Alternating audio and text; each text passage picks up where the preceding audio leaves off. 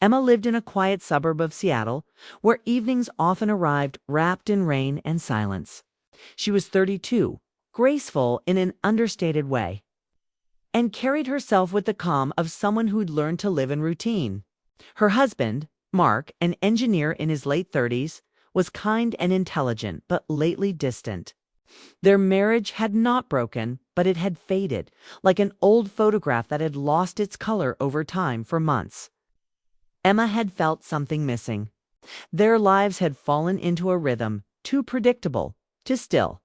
They woke at the same hour, left for work, returned tired, ate dinner in silence, and scrolled through their phones before bed. There were no arguments, but there was no laughter either. It wasn't unhappiness exactly, just emptiness disguised as comfort. That Friday evening, the air was cold and wet. Emma sat by the window with a cup of tea, watching raindrops race down the glass.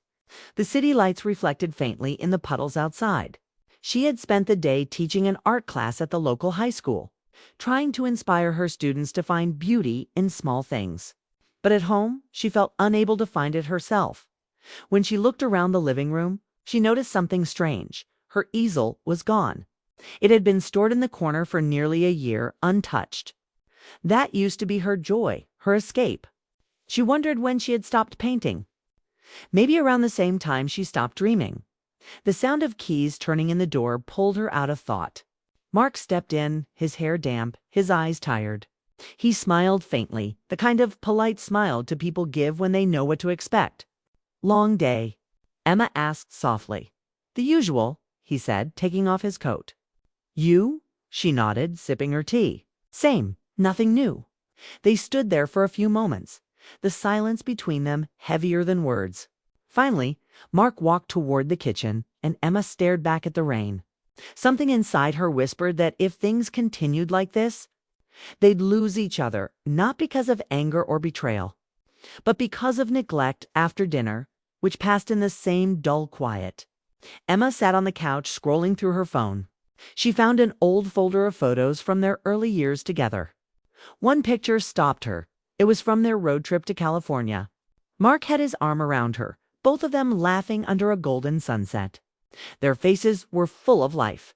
Looking at it now, she felt a sting of nostalgia. How had that couple become this? When Mark returned to the living room, she turned her phone toward him. "Do you remember this?" He smiled faintly. "Our first trip. You insisted on taking that photo even though we were both sunburned." Emma laughed softly. "We were happy then, weren't we?" "Of course," he said, sitting beside her. "We still are. Just different." But she shook her head gently. "No, Mark, we've become quiet. Too quiet. I don't want us to just exist next to each other. I miss us." Her words lingered in the air, fragile but honest. Mark leaned back, his eyes thoughtful. "You're right," he admitted. "I feel it too. Work's been heavy, life's been fast, and somewhere along the way we forgot how to slow down." For the first time in a long while, they talked, really talked, about how their days felt, about the pressure to appear fine, about the things they had given up for comfort. It was strange at first, like speaking to a stranger you used to know. But soon their words started to flow easily. Hours passed. The rain kept falling. The air between them warmed. Mark looked at Emma quietly and said something unexpected. "You know what I miss most?" "What?" she asked. "Watching you paint." She blinked, surprised. "Really? It's been years," he smiled. "I used to come home early just to see you paint by the window. You were so lost in your world. I didn't need to say anything. Just watching you made me feel close to you." Emma felt something shift inside her. That simple memory, his way of saying he noticed her, even in silence, filled her chest with a strange warmth. "I haven't painted in so long," she said softly. "Maybe you should again," Mark replied. "Maybe we both should find what we've lost." The next morning, Emma did something she hadn't done in months. She went to the basement and found her old easel. Dust covered the frame, the brushes stiff from neglect. She cleaned everything carefully and placed it back by the living room window. The morning light poured in through the glass. Bright and golden dot, Mark watched her from the couch. his expression calm, almost reverent. She opened a new canvas, squeezed out fresh paint, and began. Her hand trembled at first, but soon her strokes became confident. Blue, gray, gold, the colors of the sky outside mixed on her brush. Mark said nothing. He just watched quietly, his gaze gentle and focused. There was no need for conversation. Everything was said through that stillness. Emma could feel him watching, not as a stranger or as a husband weighed down by life, but as the man who once knew her better than anyone. That awareness made her heart flutter with emotion, not romantic excitement, but something deeper, a sense of being seen. She finished the painting hours later. It was simple, a rainy skyline, soft and reflective, with a single window lit from within. She looked at it and realized it mirrored her feelings exactly. When she turned around, Mark was still watching. He smiled, eyes warm. "It's beautiful," he said. "So are you for watching?" she replied, half teasing, half sincere. He chuckled softly. "I guess I just missed seeing you this alive." Their eyes met, and the moment stretched. It wasn't dramatic or intense, just real. It felt like something long broken had been quietly mended. That evening, Emma cleaned her brushes while Mark made dinner. It was a simple meal, pasta and wine, but it felt like a celebration. They laughed at small things again, shared stories from work, and when they sat together afterward, there was no silence left to fill. Before going to bed, Mark stood by the doorway and said, "Promise me something." "What?" she asked, smiling. "Don't stop painting again, even if I'm not home to see it. Just don't stop." She nodded. "Only if you promise not to stop watching." He smiled, a real one this time. Deal. That night, Emma lay awake thinking about how simple that promise was, and yet how much it meant. Sometimes all a relationship needs is to be seen again, to remember the little things that once made it whole. As she drifted to sleep, the sound of rain outside felt softer than ever, like a melody only they could hear. And somewhere inside her heart, she knew this was the start of finding them again. The next morning, Seattle greeted them with a soft drizzle. Emma woke early, sunlight diffused through gray clouds, and felt something she hadn't felt in months: excitement. Not for work, not for errands, not for anyone but herself and Mark. She stretched, remembering last night the quiet conversation, the laughter, the ease of simply being with him downstairs. Mark was already in the kitchen, humming softly as he brewed coffee.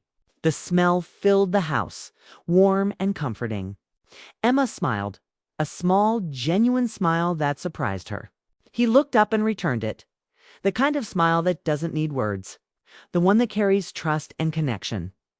Over breakfast, they talked like old friends, yet it was deeper than casual chatter. They spoke of memories, of hopes they had once shared, of dreams postponed by the demands of adulthood. Mark mentioned a project at work, but instead of his usual distant tone, there was vulnerability in his voice. He admitted he felt trapped by routine, by expectations, and by the constant need to be responsible. Emma listened, truly listened, without interrupting. For once, the wall between them had lifted. After breakfast, Emma carried her painting supplies to the living room. The easel stood by the window, ready, bathed in soft morning light. Mark watched from the couch, sipping coffee as Emma set up her canvas and mixed paints. The air between them was quiet but full, an invisible thread connecting them as she painted. Emma's thoughts drifted. She remembered their first apartment, a tiny space where the walls were covered with sketches and photos. Back then, they had shared everything: dreams, fears, even small, silly moments that made them laugh uncontrollably. Life had changed, but sitting there with her brush in hand, she felt as if some of that old magic was returning. Mark didn't speak. He didn't need to. His presence alone was enough. A steady, supportive presence that reminded her she wasn't alone. She felt him noticing each stroke, the way her hand moved with precision and care. How her eyes lit up when a color blended just right. It was intimate, but not in a physical way. It was emotional. A reconnection to the heart of their relationship. Hours passed. The rain outside grew heavier, tapping against the window pane in a soft, rhythmic pattern. Emma finished the painting, a cityscape reflected in puddles, lights shimmering and blurred, a quiet homage to the city and their life within it. She stepped back and studied it, feeling satisfaction and pride. Mark rose from the couch and approached her slowly. "It's incredible," he said softly. "I had forgotten how alive you looked when you painted." Emma laughed lightly, a sound that felt new. "I had forgotten too," she admitted. "It feels good to remember." He looked into her eyes, and for the first time in a long time, they really looked at each other without distractions, without judgment. "Emma," he said, voice low, "I don't want to let this fade again. I want us to feel like this fully, openly, without pretending life is just about getting through the day." Her chest tightened with emotion. She nodded. "I feel the same. I've been so afraid of losing us, but now I see it's not gone, just waiting." The day moved on. They didn't rush. Emma painted more, creating small sketches while Mark read nearby, occasionally commenting or suggesting a color. It was playful, collaborative, yet tender.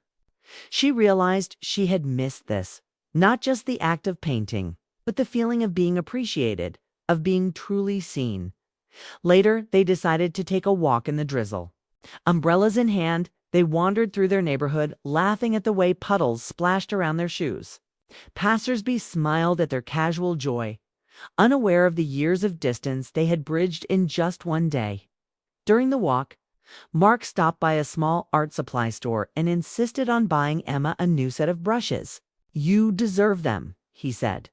"I want you to create without limits." Emma felt tears prick her eyes. It wasn't the brushes, it wasn't the gesture, it was the thought behind it. He wanted her to be happy, to feel free, to be herself again. For so long, she had forgotten what that felt like. That evening, back at home, Emma set up her easel once more. Mark settled into his chair, and for hours he watched her work. It wasn't idle observation. He was engaged, noticing how she blended colors, how she hesitated and then continued with confidence. He didn't interrupt, but every glance, every small smile, spoke volumes. Emma noticed it too. The way he watched wasn't controlling or critical. It was admiration, affection, and care wrapped into one. She felt a warmth inside, a sense of being cherished not just as a wife, but as an individual. Something unspoken passed between them, a quiet understanding that this simple act, painting while he watched, was rebuilding trust and intimacy in a profound way. Later, they cooked dinner together. The kitchen was small and warm, and the scent of garlic and herbs filled the space. They laughed at minor mistakes, like spilled sauce or burnt toast, enjoying the simplicity of the moment. For the first time in months, life felt playful and spontaneous. After dinner, they sat on the couch with a blanket over their shoulders. Outside, the rain had slowed to a gentle drizzle. Mark held Emma's hand, and they talked about nothing and everything. Plans, memories, dreams, fears. They shared moments that previously would have gone unsaid. "Do you remember our first road trip?" Emma asked, a smile playing on her lips. Mark laughed softly. "How could I forget? You insisted on taking 100 pictures of sunsets and clouds." "And you didn't complain?" she teased. "I didn't want to," he admitted. "I liked seeing your excitement. I liked being part of your world." Her heart fluttered with quiet joy. She realized that connection, that feeling of being truly noticed, was what she had been longing for. And Mark realized the same, that witnessing her joy, even in something as simple as painting, brought him closer than he had felt in years. As night fell, they prepared for bed. The rain had stopped, leaving the streets glistening. Mark looked at Emma as she brushed her hair. "I think we've found something important again," he said softly. Emma nodded. "Yes, something worth keeping." Before sleep, they talked about tomorrow, about small ways to nurture what they had rediscovered. It wasn't grand, no elaborate plans or dramatic gestures, just the knowledge that they could continue to see and appreciate each other every day in the quiet of their bedroom. Emma reflected on the day. She had felt alive, seen, and cherished. Mark had felt the same. And while nothing else in their world had changed, work, responsibilities, the pressures of life, something fundamental had shifted. They had remembered how to connect, how to care, and how to be present for each other. It was a beginning, small and fragile, yet full of potential. They didn't know what challenges tomorrow would bring, but for the first time in a long time, they felt confident they could face them together. As sleep claimed them, Emma felt a sense of calm and hope. The painting, the rain, the small gestures of care, all of it had reminded her what mattered most. And Mark, lying beside her, knew that watching her, supporting her life was the most meaningful thing he could do. It had been a long time since they felt truly connected. But that day, through quiet understanding, patience, and small acts of attention, they had begun to rebuild something lasting. Something that would carry them forward not just as husband and wife, but as partners who truly saw and appreciated each other. The next morning, sunlight streamed softly through the half-open blinds. Emma woke with a sense of purpose she hadn't felt in years. The previous days, reconnecting with Mark, painting, talking, laughing had rekindled a spark inside her, something she thought was lost forever. Today she wanted to take that spark further. Not recklessly, but intentionally, letting them explore the depth of what had returned between them. She went downstairs quietly, hoping to find Mark still in his chair, drinking coffee and reading the newspaper. Instead, he was already up, leaning against the counter, watching her with that calm, attentive gaze that made her heart flutter. The small smile he offered was enough to make her feel seen, appreciated, alive. "Good morning," he said, voice warm. "Morning," she replied, pouring herself a cup of tea. She carried it to the living room, settling in by the window where she had placed her easel days ago. The paintbrushes were ready, the canvas blank, waiting for her ideas to spill into it. Mark sat beside her, though a respectful distance away, giving her the space to create while still being present. That combination of freedom and observation was new to Emma in the past. They had drifted apart not because of a lack of love, but because no one truly watched. No one really noticed. She began with tentative strokes, unsure at first, but soon her confidence returned. Mark watched quietly, occasionally leaning closer to see details, offering a soft comment or a nod of encouragement. There was no pressure, no expectation, just a shared presence that made the air between them intimate in a safe, emotional way. As the day progressed, their routine became a rhythm, almost meditative. Emma painted, Mark observed, sometimes adding a suggestion or sharing a memory that inspired her colors. They laughed over small mistakes, a stray brush stroke, a spilled drop of paint, and the laughter itself became a bridge to the deeper connection they were rebuilding. After lunch, outdoors, they decided to go for a walk in the park where the cherry blossoms had just begun to bloom. The petals were pink and delicate, drifting in the gentle spring breeze. Emma reached out to catch a falling petal, smiling as Mark laughed at her small, childlike excitement. It was moments like these, she realized, that had been missing. Simple, joyful, shared experiences. They sat on a bench near the lake, watching ducks glide across the water. Silence fell over them, but it was comfortable. A silence filled with understanding rather than absence. Mark took her hand in his, fingers entwining naturally, and she felt a shiver of reassurance. He wasn't just holding her hand. He was holding her world together again. "Emma," he said softly, "I don't know why we let ourselves drift for so long. It's like we forgot how simple it can be to just be with each other." "I know," she replied, her voice catching slightly. "I think we both got caught in life's expectations, but I'm glad we're here now." He smiled, a mixture of relief and affection in his expression. "Me too. And I want to promise you something. No matter what happens, I won't stop noticing you. I won't stop being present. I won't stop appreciating what makes you, you." Her heart swelled. It was one thing to say it, but the way he said it, quietly, sincerely, made it real. She realized that the moments they had spent reconnecting over painting and small gestures were laying a foundation for something enduring. Back home, the evening came with a warm golden glow through the living room windows. Emma decided to tackle a larger painting, one that reflected their shared life. A cityscape with two figures walking under streetlights, connected by an invisible thread. Mark watched as she worked, noticing her concentration. The way she adjusted the colors and the details. "This is beautiful," he said after a while, voice full of admiration. "It's like you've captured something I can feel but can't see." Emma paused, looking at him. "You're part of this too," she said. "Without you watching, without you caring, it wouldn't feel the same." He reached out and held her hand again, squeezing it gently.